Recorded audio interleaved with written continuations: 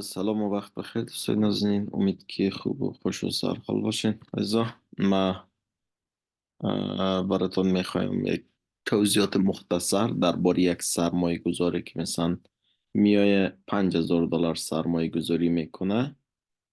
معلومات میدم که چقدر مفاد میتونه بکنه اگر یک فرد در تجارتی که فعلا همین لحظه ما مصروفش هستم. مثلا پلانش از $50 شروع میشه و تا حدود $50,000 است و بیشتر هم فرد میتونه سرمایه گذاری کنه. ما میایم این پلان پلاسش یعنی $5,000 رو میگیریم. تا زمانی که این پلان مثلا از 5,000 شروع میشه در بین 5,000 تا $9,999 میرسه.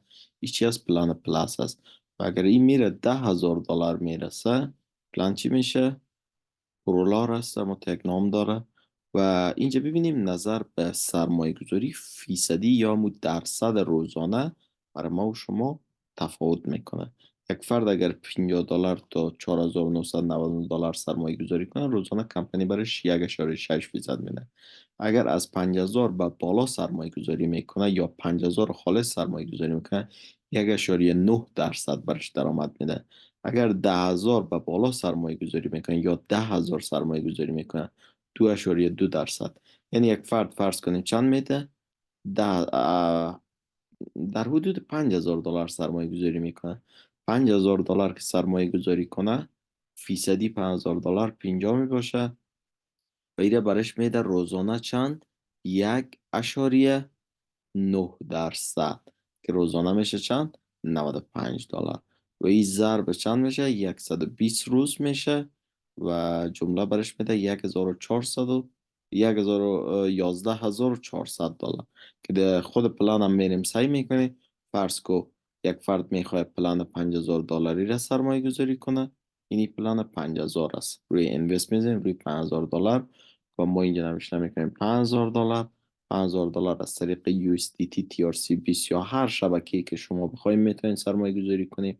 سلکت میشه پروسید. در صفحه بعدی کمپانی برای شما میگه بیادر شما سرمایه گذاری تان که از $5,000 است.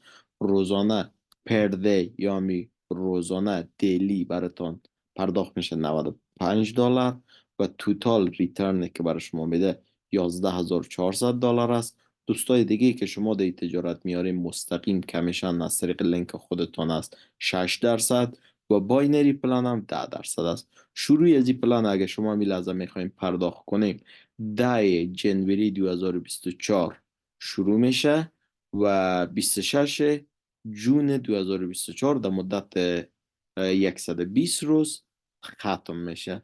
و اگر خواسته باشیم میره پرداخت کنیم اینجا چی میشیم؟ پروسید میزنیم. و پلان در کل چند روز است که برای ما کار میکنه؟ ببینیم عزیزو، 120 روز است. این در مدت 120 روز شما روی $5,000 تان چند اضافه میشه؟ بیشتر از در حدود $6,400 مفاد میکنه. یعنی از 100% بالاتر میره مفادتان. و همین لحظه هم اکانتی که دارم حدود سرمایه گذاری یک قدر نیست دوستای عزیز. و سرمایه گذاری ما این قدر است؟ $999 است که روزانه بر ما چند پرداخت میکنه؟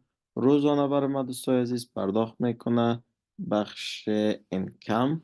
روزانه بر ما میه $15. ببینیم امروز تاریخ چند بوده؟ 9 بوده، آمده 15. آمدم.